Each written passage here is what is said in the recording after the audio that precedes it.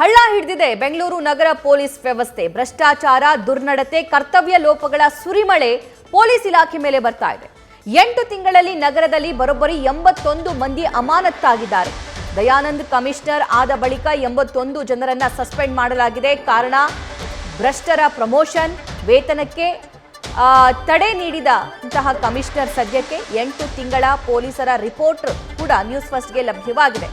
ಮೊದಲೇ ಬೆಂಗಳೂರಲ್ಲಿ ಸಾಕಷ್ಟು ಸಮಸ್ಯೆಗಳಿದೆ, ಸಮಸ್ಯೆಗಳ ಆಗರ ಆಗ್ಬಿಟ್ಟಿದೆ.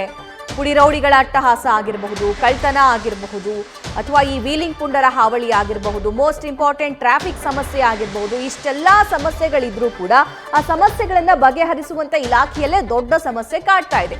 ಈ ಬಗ್ಗೆ ಮತ್ತಷ್ಟು ಲೈವ್ ಡೀಟೇಲ್ಸ್ ನೀಡ್ತಾರೆ ನಮ್ಮ ಸೀನಿಯರ್ ಕರೆಸ್ಪಾಂಡೆಂಟ್ ವಿಷ್ಣು ಪ್ರಸಾದ್. ಸಮಸ್ಯೆಗಳನ್ನ ಆಲಿಸಿ ಸರಿಪಡಿಸಬೇಕಾಗಿರುವಂತಹ ಇಲಾಖೆಯಲ್ಲೇ ದೊಡ್ಡ ಸಮಸ್ಯೆ ಕಾಡ್ತಾ ಇದೆ. ಆ ರಿಪೋರ್ಟ್ ಕಾರ್ಡಲ್ಲಿ ಏನೇನಿದೆ?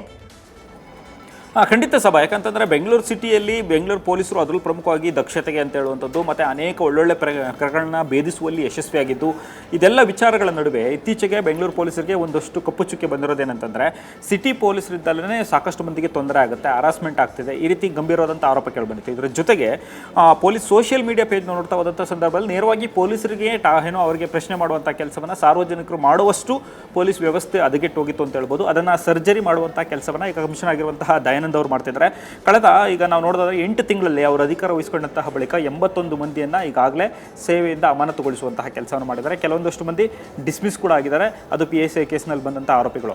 ಇನ್ನು ಈ ಒಂದು ಪ್ರಕರಣಕ್ಕೆ ನಾವು ನೋಡಿದಂಥ ಸಂದರ್ಭದಲ್ಲಿ ಈಗಾಗಲೇ ಪೊಲೀಸ್ ಇಲಾಖೆಯಲ್ಲಿ ವಿಚಿತ್ರ ಏನಂತಂದರೆ 13 ಜನ ಇನ್ಸ್ಪೆಕ್ಟರ್ ಈ ಬಾರಿ ಸಸ್ಪೆಂಡ್ ಆಗಿರುವಂಥದ್ದು. ಅಂದರೆ ಹಾಲಿ ಸರ್ಕಲ್ ಇನ್ಸ್ಪೆಕ್ಟರ್ ಅಂದರೆ ಪೊಲೀಸ್ ಇನ್ಸ್ಪೆಕ್ಟರ್ಗಳೇ 13 ಜನ ಸಸ್ಪೆಂಡ್ ಆದರೆ ಇನ್ನು ಉಳಿದಿರುವಂತಹ 81ರಲ್ಲಿ 68ಕ್ಕೂ ಹೆಚ್ಚು ಮಂದಿ ಇದರಲ್ಲಿ ಸಬ್ ಇನ್ಸ್ಪೆಕ್ಟರ್ಗಳಿದ್ದಾರೆ, ASIಗಳಿದ್ದಾರೆ ಮತ್ತು PCಗಳಿರುವಂಥದ್ದು. ಇವರ ಮೇಲೆ ಬಂದಂಥ ಆರೋಪಗಳು ಈ ಬಾರಿ ಸಸ್ಪೆನ್ಷನ್ಗೆ ಕಾರಣ ಆಗಿರುವಂಥದ್ದು. ನಿಖರವಾದ ಕಾರಣಗಳನ್ನು ಇಟ್ಕೊಂಡೇ ಮಾಡುವಂಥ ಕೆಲಸವನ್ನು ಮಾಡಿದ್ದಾರೆ. ಮೊದಲನೇದಾಗಿ ಕರಪ್ಷನ್ ಕೇಸ್ಗಳು ಇವ್ರ ಮೇಲೆ ಅತಿ ಹೆಚ್ಚು ಕೇಳಿಬಂದಿರುವಂತಹ ಆರೋಪ ಒಂದು ಕಡೆ ಇರುವಂಥದ್ದು. ಇನ್ನೊಂದು ಕಡೆ ಯಾವುದೋ ವ್ಯಕ್ತಿಯನ್ನು ಸಂಬಂಧ ಇಲ್ಲದಿರುವಂಥ ವ್ಯಕ್ತಿಯ ಮೇಲೆ ಫೇಕ್ ಕೇಸ್ನ ಫಿಟ್ ಮಾಡಿ ಒಳಗಡೆ ಕಳಿಸುವಂತಹ ಆರೋಪ ಕೂಡ ಇವ್ರ ಮೇಲೆ ಕೇಳಿಬಂದಿರುವಂಥದ್ದು. ಅದಲ್ಲದೆ ಪೊಲೀಸ್ ಸ್ಟೇಷನ್ಗಳನ್ನು ಕೆಲವೊಂದಷ್ಟು ಸ್ಟೇಷನ್ನಲ್ಲಿರುವಂತಹ ಇನ್ಸ್ಪೆಕ್ಟರ್ಗಳು ಅದನ್ನು ರಿಯಲ್ ಎಸ್ಟೇಟ್ ಅಡ್ಡೆಯನ್ನಾಗಿ ಪರಿವರ್ತನೆ ಮಾಡ್ಕೊಂಡಿದ್ರು ಮತ್ತು ರಿಯಲ್ ಎಸ್ಟೇಟ್ ಕೆಲಸವನ್ನು ಪೊಲೀಸ್ ಸ್ಟೇಷನಲ್ಲಿ ಮಾಡ್ತಿದ್ದಂತಹ ಆರೋಪ ಅವ್ರ ಮೇಲೆ ಕೇಳಿಬಂದಿತ್ತು. ಇದಕ್ಕಿಂತ ಹೆಚ್ಚಾಗಿ ಇನ್ನೊಂದು ವಿಚಿತ್ರ ಏನಂತಂದರೆ ರಾತ್ರಿ ವೇಳೆಯಲ್ಲಿ ಕೆಲಸ ಮಾಡ್ತಿದ್ದಂತಹ ಕೆಲವೊಂದಷ್ಟು ಮಂದಿ ಸ್ಟಾಫ್ಸು ಪಬ್ಲಿಕ್ನ ಅಡ್ಡಗಟ್ಬಿಟ್ಟು ಪೊಲೀಸ್ ಹೆಸರಲ್ಲಿ ಅವ್ರನ್ನ ಅಡ್ಡಗಟ್ಟಿ ಇಷ್ಟೊತ್ತಿನಲ್ಲಿ ಯಾಕೆ ಬಂದಿದೆ ಅಂತೇಳಿ ಅವರಿಂದಲೇ ಹಣವನ್ನು ರಾಬರಿ ಮಾಡಿದಂತಹ ಆರೋಪಗಳು ಕೂಡ ಕೇಳಿಬಂದಿತ್ತು.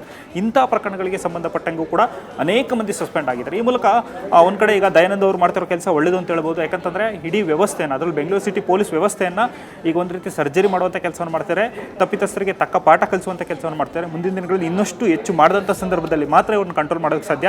ಯಾಕಂತಂದರೆ ಇತ್ತೀಚಿನ ದಿನಗಳಲ್ಲಿ ಪೊಲೀಸ್ ಎಲ್ಲರೂ ಕೂಡ ಈ ದುಡ್ಡಿನ ಹಿಂದೆ ಓಡುವಂತಹ ಪ್ರಸಂಗಗಳು ಬಹುತೇಕ ಜಾಸ್ತಿ ಆಗ್ತಿರುವಂಥದ್ದು. ಹಣಕ್ಕೋಸ್ಕರ ಕಂಪ್ಲೇಂಟ್ ಕೊಡಕ್ಕೆ ಬಂದಂತಹ ವ್ಯಕ್ತಿಯಿಂದಲೇ ಸುಲಿಗೆ ಮಾಡ್ತಿರುವಂತಹ ಆರೋಪಗಳು ಕೂಡ ಕೇಳಿಬರ್ತಿರುವಂಥದ್ದು.